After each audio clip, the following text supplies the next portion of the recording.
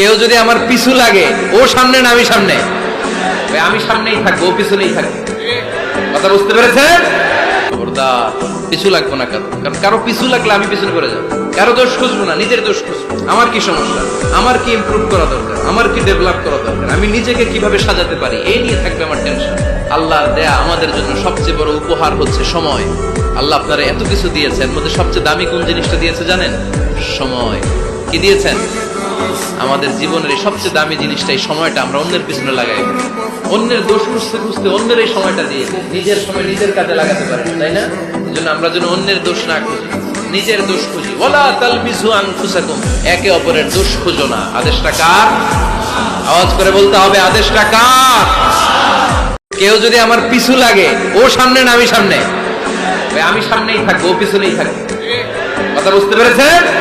খবরদার পিছু লাগবো না কারো, কারণ কারো পিছু লাগলে আমি পিছনে করে যাবো। কারো দোষ খুঁজবো না, নিজের দোষ খুঁজবো। আমার কি সমস্যা, আমার কি ইমপ্রুভ করা দরকার, আমার কি ডেভেলপ করা দরকার, আমি নিজেকে কিভাবে সাজাতে পারি, এই নিয়ে থাকবে আমার টেনশন। আল্লাহর দেয়া আমাদের জন্য সবচেয়ে বড় উপহার হচ্ছে সময়। আল্লাহ আপনারা এত কিছু দিয়েছেন, এর মধ্যে সবচেয়ে দামি কোন জিনিসটা দিয়েছে জানেন? সময়। কি দিয়েছেন? আমাদের জীবনের এই সবচেয়ে দামি জিনিসটা, এই সময়টা আমরা অন্যের পিছনে লাগাই। অন্যের দোষ খুঁজতে খুঁজতে অন্যের এই সময়টা দিয়ে নিজের সময় নিজের কাজে লাগাতে পারি, তাই না?